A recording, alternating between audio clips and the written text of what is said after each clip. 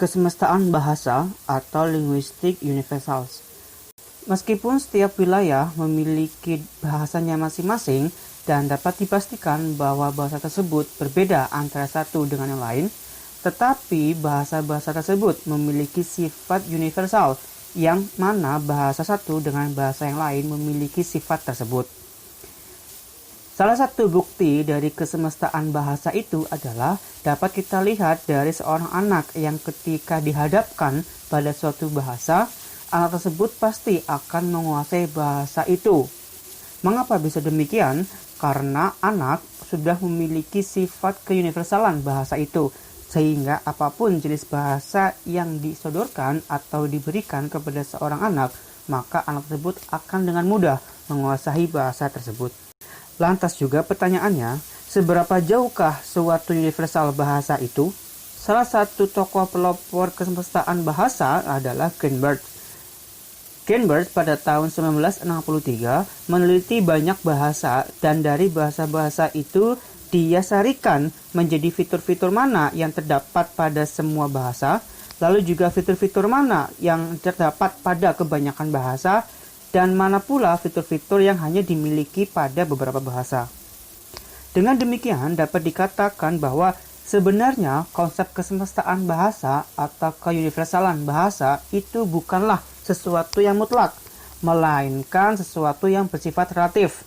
Comrie dalam Darwijoyo membagi kesemestaan atau universal suatu bahasa dibedakan menjadi dua kategori, yaitu absolut dan juga tendensius. Untuk yang absolut dapat dibagi kembali menjadi dua, yaitu absolut non-implikasional, lalu juga absolut implikasional. Begitupun dengan universal secara tendensius juga dibagi menjadi dua, yaitu tendensius non-implikasional dan juga implikasional. Untuk kelompok universal absolut non-implikasional tidak terdapat perkecualian.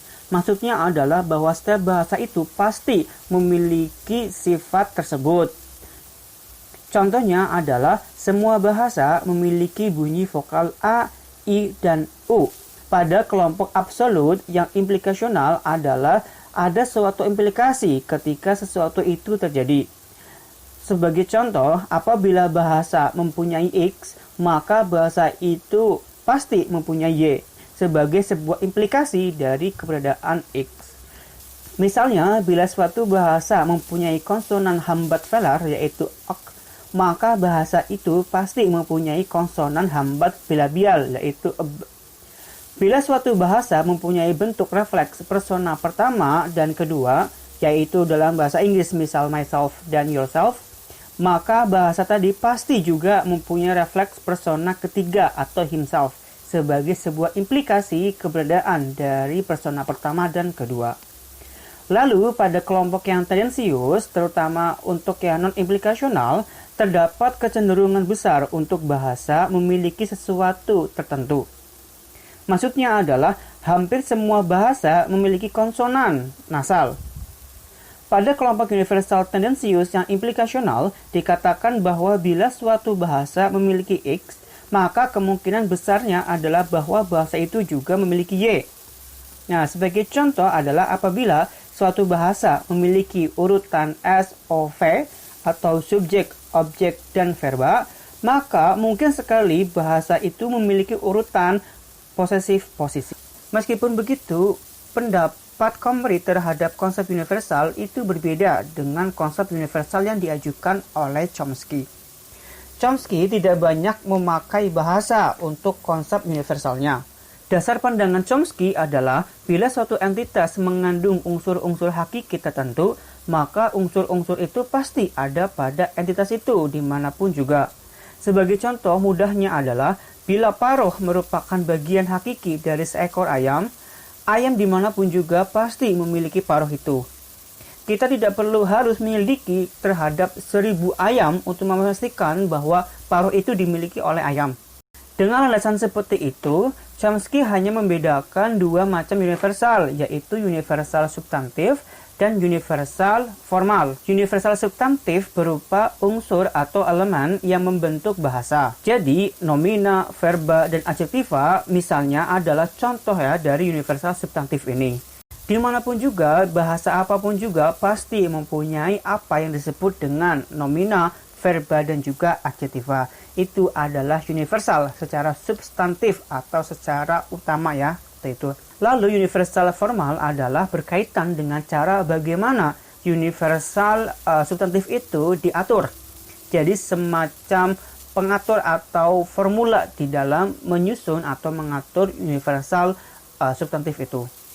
Pengaturan elemen-elemen ini berbeda dari satu bahasa ke bahasa yang lain. Karena itulah meskipun pada dasarnya bahasa itu sama, tetapi wujud fisik atau wujud lahiriahnya itu pasti berbeda-beda. Selanjutnya, menurut Chomsky, manusia mempunyai faculty of the mind, yaitu semacam coupling-coupling intelektual dalam benak atau otaknya. Salah satu coupling itu adalah untuk bahasa ya. Jadi coupling kodrati yang dibawa sejak lahir itu oleh Chomsky dinamakan sebagai LAD atau Language Acquisition Device, yang kemudian diterjemahkan dalam bahasa Indonesia itu menjadi PPB atau piranti pemerolehan bahasa. Di dalam PPB terdapat mekanisme untuk memilah dan menyaring sehingga hanya hal yang sesuai atau hal yang apiklah yang akhirnya diambil untuk kemudian diujarkan. Jadi dalam PPB itu ada semacam pembuat hipotes atau hipotes maker yang menyarikan korpus yang masuk. Ya, jadi apa yang masuk kemudian akan dipilah ya.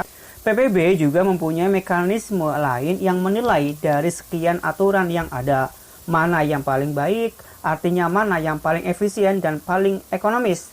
Selanjutnya, Aitchison menggambarkan LAD dengan bagan sebagai berikut. Lingkaran dapat dimaksudkan sebagai otak. Kemudian di dalam otak tersebut terdapat tahapan atau urutan ya. Yang pertama itu adalah linguistik universal. Linguistik universal itu merujuk kepada kesemestaan bahasa ya. Jadi setiap individu itu memiliki karakteristik atau sifat dari kesemestaan bahasa. Kemudian di bawahnya itu ada hypothesis maker yang mana itu menyaring kata-kata atau menyaring korpus yang kemudian untuk diseleksi atau dipilah sesuai dengan bahasa yang ia gunakan. Nah, kemudian evaluation prosedur itu adalah proses ya atau prosedur di dalam pengevaluasian, sehingga kemudian memunculkan apa yang namanya grammar. Sehingga dari bagian ini dapat kita ketahui bahwa seorang anak dapat dengan sendirinya ya mengetahui grammar atau tata bahasanya sendiri, karena di dalam otaknya atau di dalam kognisinya itu terdapat LAD ya, yang mana itu di dalamnya meliputi ada linguistik universal, kemudian hypothesis maker dan juga evaluation prosedur. Universal Grammar atau UG atau Tata Bahasa Universal atau TU terdiri dari modul. Pada tiap modul ada seperangkat prinsipal. Masing-masing prinsipal ini sederhana bila dilihat secara isolasi. Prinsipal-prinsipal ini menjadi rumit waktu berinteraksi dengan prinsipal-prinsipal dari modul-modul yang lainnya. Kesemestaan suatu bahasa itu dapat dilihat di dalam komponen-komponennya. Ada 3 komponen yang dikandung di dalam universal bahasa, yaitu ada komponen fonologi, kemudian ada komponen sintaksis dan juga komponen semantik. Berbeda dengan komponen sintaksis dan juga komponen semantik, komponen fonologi dapat dikatakan sebagai komponen yang paling tinggi ya tingkatannya di dalam memiliki sifat kesemestaan bahasa. Atau dapat dikatakan bahwa fonologi ini memiliki tingkat keuniversalan lebih tinggi, karena di setiap bahasa itu pasti memiliki komponen ini, dan hampir setiap bahasa itu sama ya dari segi fonologinya. Pandangan mengenai universalitas pada bunyi bahasa diungkapkan oleh Roman Jakobson. Menurutnya, pemerolehan bunyi berjalan selaras dengan kodrat bunyi itu. Bunyi pertama yang keluar waktu anak mulai berbicara adalah kontras antara konsonan dan vokal. Bunyi vokal yang akan keluar terlebih dahulu adalah A, I, U, yang mana bunyi A akan keluar terlebih dahulu. Jadi, bunyi A, I, U adalah sifat dari kesemestaan yang paling tinggi ya di dalam bahasa, karena di setiap bahasa pasti memiliki fonologi-fonologi ini. Maka tidak heran mengapa setiap anak dengan berbagai bahasa pertama-tama mengucapkan kata mama, karena memang dari segi fonologi A itu lebih mudah untuk dikeluarkan. Nah, ketiga vokal tersebut membentuk sistem dalam fonologi, yaitu sistem vokal minimal atau minimal vocalic system. Adapun terkait konsonan, Jacobson mengatakan bahwa kontras pertama yang muncul adalah oposisi antara bunyi oral dengan bunyi nasal, dan op dan beh, dan dan en. Dan kemudian disusul oleh kontras antara bilabial dengan dental, op dan teh. Sistem kontras ini disebut dengan sistem konsonantal minimal atau minimal konsonantal system. Jadi, sistem konsonan ini juga dimiliki oleh bahasa-bahasa ya, di dalam mereka memiliki sifat kemestaan bahasa itu. Macam dan jumlah bunyi pada bahasa bisa saja berbeda-beda dari satu bahasa ke bahasa yang lain. Akan tetapi, hubungan antara satu bunyi dengan bunyi lain itu bersifat universal. Selanjutnya itu adalah komponen sintaksis dan semantik. Apabila komponen fonologi, urutan pemunculan bunyinya terkait langsung dengan pertumbuhan biologi dan neurologi anak, maka komponen sintaksis dan semantik tidak. Jadi, kesemestaan dari komponen sintaksis dapat dilihat dari pola-pola kalimat yang diperoleh. Bagaimana anak bisa menguasai suatu struktur kalimat yang berupa SVO atau SOV, itu adalah bentuk kesemestaan dari bahasa dilihat dari sintaksisnya. Berbeda halnya dengan komponen sintaksis, komponen semantik lebih labil karena kata macam apa yang dikuasai dan berapa jumlahnya sangat bergantung pada keadaan masing-masing anak. Bagaimana seorang anak yang lahir kemudian dibesarkan di lingkungan agrikultur, seperti misal di Indonesia, mereka akan lebih menguasai komponen semantik yang berkaitan dengan pertanian.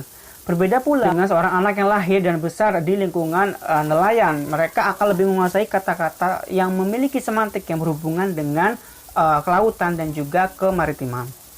Ya, itu adalah materi terakhir ya di dalam psikolinguistik tentang kesemestaan bahasa.